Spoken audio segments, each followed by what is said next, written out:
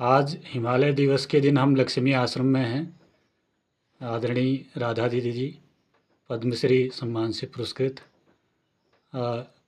लक्ष्मी आश्रम हम सब कार्यकर्ता समाज की पाठशाला रही है। उस पाठशाला की जो शिक्षक हैं पूरे हमारे पहाड़ में, हमारे हिमालय में, उसकी अग्रणी रही हैं आदरणीय राधा दीदी जी। वो आज हमारे साथ हैं। आज हिमालय दिवस पर पूरे अपने हिमालय और उसके समाज के लिए किए अपने संघर्षों को याद करते हुए वो कार्यकर्ताओं को एक संदेश अपनी तरफ से आज दें। हिमालय की जड़ खोदते हैं हम लोग। हम माने आम लोग और सरकार और सब लोग। तो इसलिए उसे मतलब हिमालय को भी रक्षा चाहिए। आपको याद होगा बहुगुणा जी के नेतृत्व में कितने वर्षों हम लोगों ने हिमालय बचाओ का नारा दिया। और हिमालय बचाओ में हम जो कहते थे सब, जो भी चाहे कहें कि टिहरी बांध मत बनाओ, नहीं तो गंगा का स्वरूप बदल जाएगा, गंगा का के आसपास के पहाड़ों को खतरा होगा, ये हम कहते थे।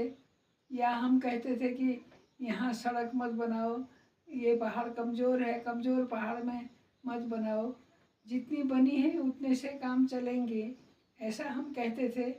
तो हमको विकास विरोधी नाम दिया गया कि ये लोग विकास के विरोधी हैं। और आज उसी विकास का ऐसा परिणाम हम लोगों को मिला है, जिससे धराली में हुआ जैसा, या यमुना घाटी में हुआ है अभी, और उसके पहले थराली में हुआ। क्या कितनों को गिनाएं, इतनी जगहों पर भूस्खलन हुए हैं। और नदियों में इस तरह से बाढ़ आई है, 3-3, 4-4 मंजिल के मकान जो है वो क्या गुड़िया गुड्डा के खेल के जैसा नीचे समुद्र उसमें पानी में डूब गए जी। ये कितनी भयानक बात है। ये कितने लोग मरे, कितनों का जीवन गया, और कितनी संपत्ति की बर्बादी हुई। और इसको विकास कहें, क्या कहें बताइए। तो आज भी विकास को सही समझने की बहुत ही बड़ी ज़रूरत है। और अभी मुझे तो सरकारों पर भरोसा कम है। सरकार तो अमेरिका क्या कर रहा है, इंग्लैंड क्या कर रहा है, हम पीछे हो गए, हमको जल्दी करना है, ऐसा इस मानसिकता वाला है। हम लोगों को, जनता को समझना चाहिए कि हमारा ये पहाड़ कैसा था, किस तरह रहते थे लोग, किस तरह संतुष्ट रहते थे, और कैसे अभी भी रह सकते हैं, ये जनता समझेगी।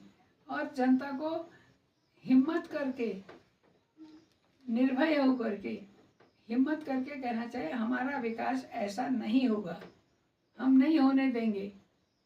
हमने कोशिश की है पहले भी, अभी भी कर सकते हैं। हम अगर कोशिश करेंगे तो हमको सफलता भी मिलेगी, क्योंकि अब तो सभी ने देख लिया कि इस विकास का परिणाम क्या हुआ है, क्या हो रहा है। आपने उत्तराखंड के लिए तो आपने ये पर्यटन को मुख्य उद्योग मान लिया, और लोग बेतहाशा आ रहे हैं जी। इन पहाड़ों को रौंद रहे हैं, एक तरह से गंदगी भी कर रहे हैं, और ज़्यादा से ज़्यादा बोझ डाल रहे हैं।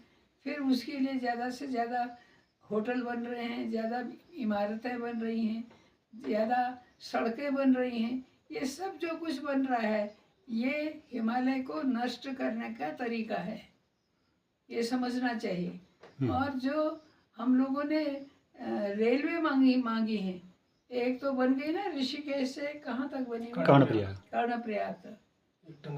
उसमें रेल जो है वो सुरंगों के अंदर ही अंदर रहने वाली है, ऊपर के तल पर तो बहुत कम आने वाली है। तो ऐसी यात्रा करने के लिए कौन मूर्ख था जो बैठेगा उसमें, कि हम इस हम रेलवे से जाएंगे। क्यों जाओगे रेलवे में? तो अंधेरे में सुरंगों के अंदर ही घुसे रहोगे हर समय, और किसी समय हादसा हो गया तो जीवन से भी मुक्त हो जाओगे। तो इसलिए ये समझना चाहिए कि हम किस विकास की मांग कर रहे हैं, किस विकास को हम देख रहे हैं और सोच रहे हैं कि ये विकास है, हो रही है। मतलब लंबी सड़कें, छोटी सड़कें, या गांव को छूने वाली सड़कें, कितनी सड़कें लोगों को चाहिए। बिल्कुल अब पैदल नहीं चलना है, तो पैदल नहीं चलना है तो पैरों में दम नहीं रहेगा तुम्हारे बच्चों के, क्योंकि वो तो बस गाड़ी में ही बैठने के आदी हो जाएंगे। उनके पैर में ताकत कहाँ से आने वाली है? हम लोगों ने स्कूल जाने के लिए भी 3-3, 4-4 किलोमीटर पैदल चले हैं, तो इससे आज भी जिंदगी भर कितनी पदयात्राएं कर पाए हम लोग। तो मैं कहती हूँ कि एक स्वस्थ और मजबूत समाज बनना है। अगर ऐसा बनाना है तो ये जिसको आज आप विकास कह रहे हैं, गांव वाला भी कहने लगा है जिसको, वो विकास की जो परिभाषा है वो बदलनी पड़ेगी। और ये कड़वे शब्द है मेरे, क्योंकि ये कोई नहीं सुनना चाहता। लोग तो भली मनसाहत, भली बात ऐसी कुछ मक्खन लगा के बता दो उनको तो हाँ ठीक है, भाषण अच्छा था। तो मैं ऐसा कहती हूँ कि हमको विकास की अवधारणा को बदलना है और बदलने के लिए सरकार नहीं बदलेगी, सरकार इसको बदलने की कोशिश नहीं करेगी।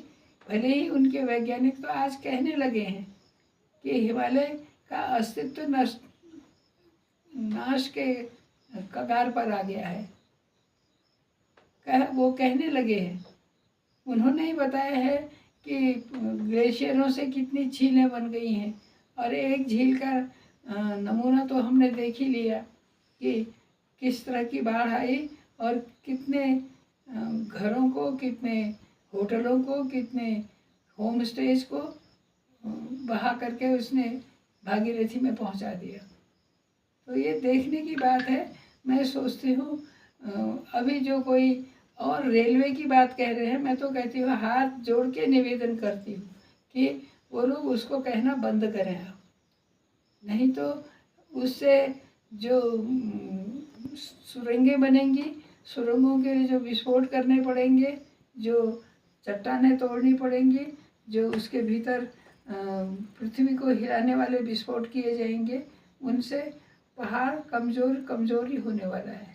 उसको ये हिमालय तो कमज़ोर पर्वत है ही पहले ही, क्योंकि उसकी रचना ही ऐसे हुई है कि वो सबसे शिशु पर्वत कहलाता है। जो पुराने पर्वत हैं जिनकी चट्टानें ठोस हो गई हैं, वैसा पर्वत ये नहीं है। समुद्र में से निकला हुआ एक पर्वत है, और ऐसे पर्वत को हमको आना चाहिए कि हम कैसे संभाल के रखेंगे उसको।